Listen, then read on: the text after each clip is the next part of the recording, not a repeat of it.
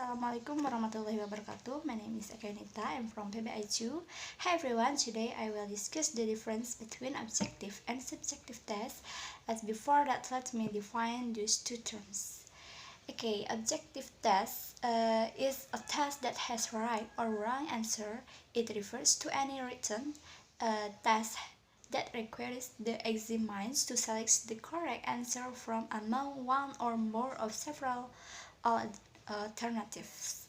Objective test is one in which the test taker chooses an answer from a limited set of permitted answers. Examples of these are multiple choice, true or false, and watching type. How about subjective types of tests? Okay, subjective tests is evaluated by giving an opinion. They are more challenging. They are require answer in the form of explanation. Subjective tests requires the test taker to construct an answer from script. Example of these are a short answer and oral exam. Now let's go on the difference between objective tests and subjective tests. Okay, on the basis of purpose, the aim objective types of test is to assess a specific part of learned knowledge using questions which have a single correct answer. Okay, while of the subjective type of test I am to assess areas of the student performance that are complex and qualitative using questioning which might have more than one correct answer or more ways to express it on the basis of contractions. Objective tests are difficult, time-consuming, costly, and needs knowledge and training. Or when subjective tests are easily economical and needs to training in scoring. Objective tests are simple and easy.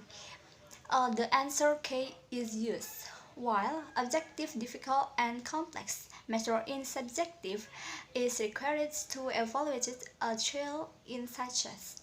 On the basis of reliability, objective tests are highly reliable. Various methods are used for estimating the reliability index, while subjective tests are less reliability index difficult to estimate.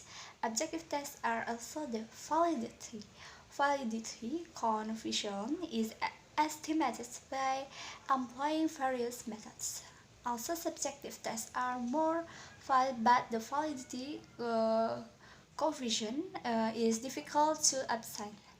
On the basis of concept, objective tests have a high concept coverage because a large number of the terms are included in this test, while subjective tests have subjective poor content coverage. 5 questions cannot cover the whole content. Lastly, number of questions of objective is a large number of items 50 to 100 or more in one test ranking. Subjective usually A or 10 questions, but 5 questions are to be as appended in this course. Okay, next, the differences between criterion reference and norm reference, but before that let me define those two terms. First, in the criterion reference, in the interpretation of a test score as a measure of the knowledge, skills, and abilities an individual or groups can demonstrate from equally defined context or behavior, well known explains, or a criterion reference that includes advanced placement, exam, and national assessment of educational progress. Another example of criterion reference is the set of guidelines for a test, which is used to determine whether you reach West Goal or bad.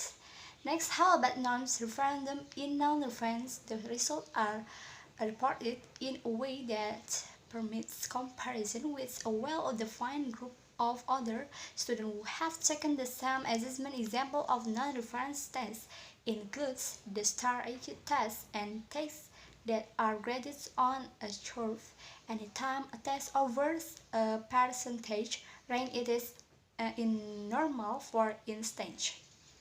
Okay, next. Now let's go to the difference among those two terms. On the basis of performance in criterion reference, each student is independently assessed, while in a normal reference, just on the basis of other student performance. On the basis of objective criterion reference, main objective is to help students learn without getting questioned about dreams, well-known real friends. My objective is to assess a student performance with other.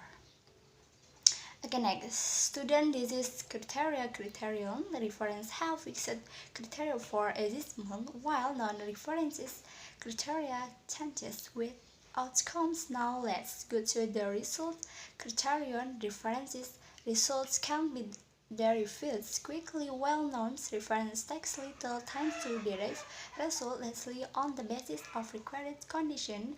In criterion reference, the content, the main that is being referenced must be clearly defined, while in norm reference to one student score are being compared must be clearly understood, and the norm groups must be well defined.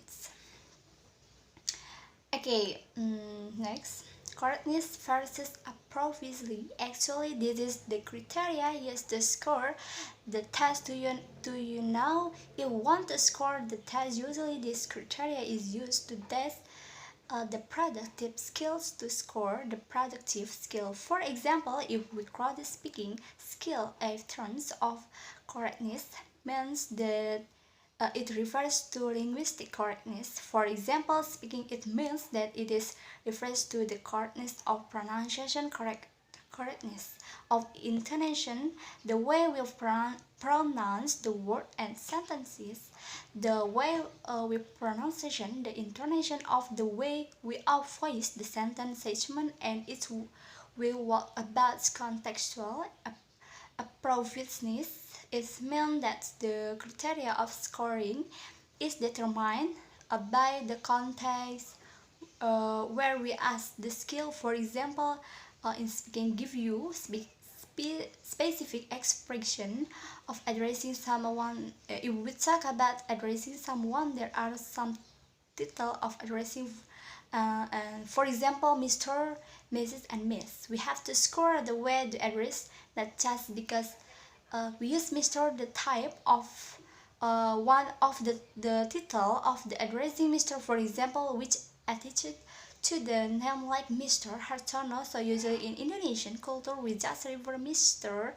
as Baba. Actually, there is cultural message reflective in the title of addressing Mr. to we have to score whether our student have already used the word Mr. appropriately by considering the cultural aspect, the context where the language is used. So Mr. should be identified with the second name because second name refers to the family name. Okay, next, artificial test is the test that sparks the skills. We have the great care for each skill that we want to test. Authentic test is performance oriented with the assessment that aims to measure not only the correctness of response but also the two process involved in arriving at the response. Measure student ability to apply knowledge of the content in real life, student ability to use apply what they have learned in meaningful ways. I hope my experience can help you to add to your knowledge. Okay, thank you for watching guys. Wassalamualaikum warahmatullahi wabarakatuh.